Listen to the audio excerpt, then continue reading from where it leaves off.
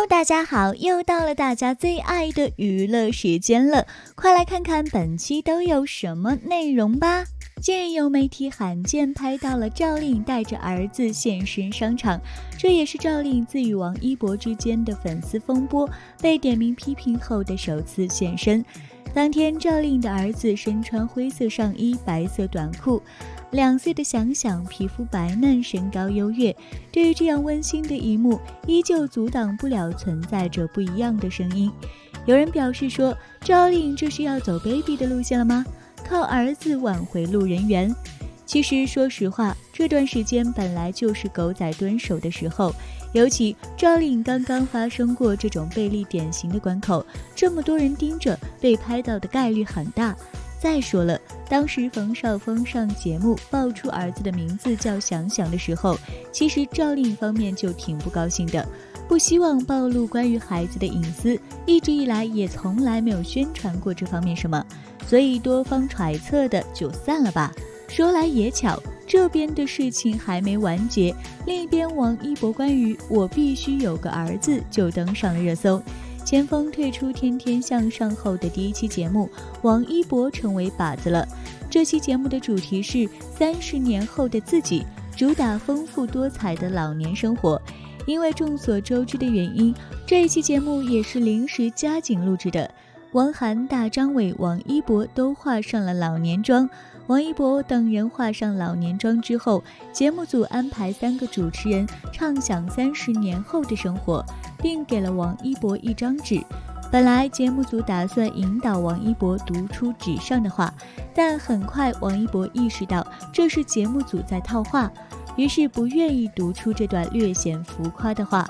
接着汪涵问，你有没有想过，也许是指30年后的生活，也许只生3胎的事儿。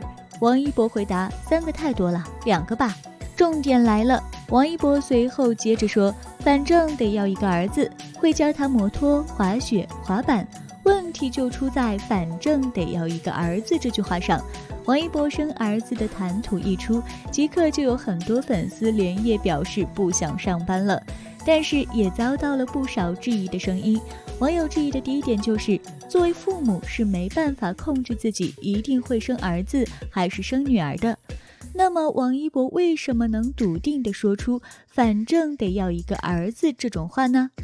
网友质疑的第二点是，摩托、滑雪、滑板女孩也可以玩，为什么一定要儿子？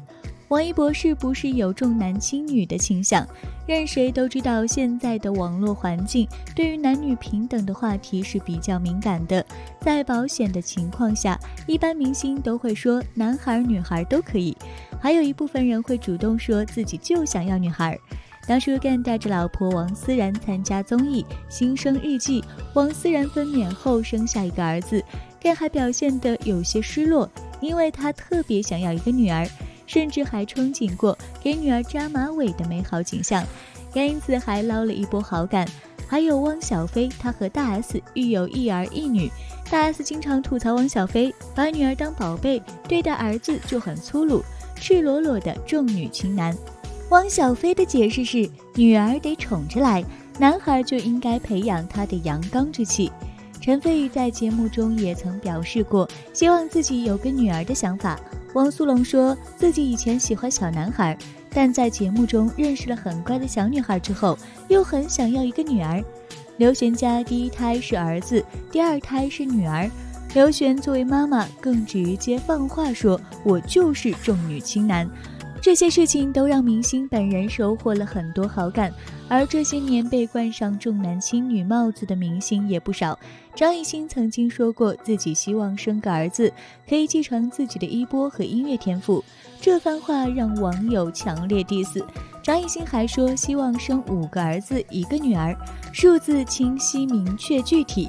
也有网友表示，希望和得有的表述还是不一样的，张艺兴只能说是表达了自己的愿望。黄磊现在有2个女儿1个儿子，这些年一直都有人质疑他是为了追生儿子才会让孙俪在40岁高龄生下第3胎。虽然黄磊在综艺里说过自己是重女轻男的人，但依旧阻挡不了大众对他的质疑。大家的质疑还有依据，比如黄家的2个女儿频繁地出现在大众视野，特别是多多还遭受了很多网络舆论攻击，前阵子还被造谣，最后以黄磊报警收场。但是黄磊的儿子就很少出现在大众视野，被保护得很好。佟大为家也是3个孩子，前面2个是女儿，3胎生了个儿子。拍全家福时，夫妻俩总把儿子抱在手里，也被批重男轻女。还有郭富城和周杰伦，他俩的第1个孩子都是女儿，后来生2胎都被质疑过是为了追生儿子。有位网友总结得好，只要明星第1胎不是男孩，2胎3胎都会被骂重男轻女。回到王一博说的话，他今年才24岁，连对象都没有，就会在展望未来时说出反正得要1个儿子的话。不知道该说他耿直，还是对舆论环境太不敏感。其实他当时更保险的做法是直接按照节目组的安排读出纸上的话，那么不管外界如何质疑，那都是别人安排的，他本人可以撇清。偏偏王一博不按套路出牌，都说被误解是表达者的宿命，真的可以根据这句话就断定王一博重男轻女吗？在《天天向上》前几年的节目里，童星裴嘉欣参加节目录制，当时王一博就说希望以后能生一个跟裴嘉欣一样漂亮的女儿。那这2种情况结合起来要怎么解释呢？看网友的反应，其实大多数人还是比较清醒的，认为王一博这番话就是随口一说的，又不是真的结婚生子，王一博只是单纯想到什么就说什么，这恰恰说明了王一博的耿直，不需要过度解读。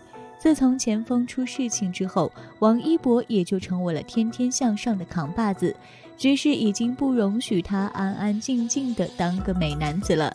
一方面这个资源令不少家都很羡慕，另一方面也会有人想浑水摸鱼，毕竟这段日子一夜之间大厦将倾的顶流不少。同是天天向上主持人，如果王一博也垮台的话，蛋糕会空出来不少，顶流的位置依旧会有人补上。所以对于这些言论多有一字一字翻译的，中国还有2句老话叫言多必失，祸从口出。因为怕说错话，怕自己的话被误解，所以就更加不敢说话了。程潇去年就在综艺节目上哭着回忆自己说出来的话被误解，然后他在镜头面前就变得越来越沉默。杜海涛还鼓励他要勇敢地表达自己，说话真的是门艺术。作为公众人物，明星不可能不表达自己，也没什么别的方法，继续学吧。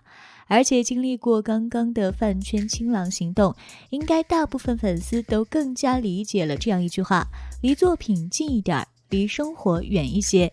追星是一种慰藉，是让自己变成更好的自己。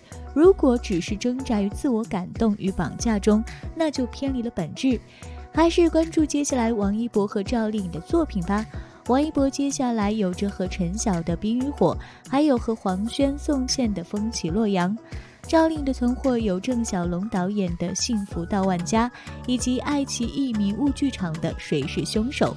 关注作品才是最快乐的，你们说呢？好啦，本期视频就到这里啦。如果你有其他感兴趣的话题，请在评论区积极留言与我们互动哦。我们下期再见啦！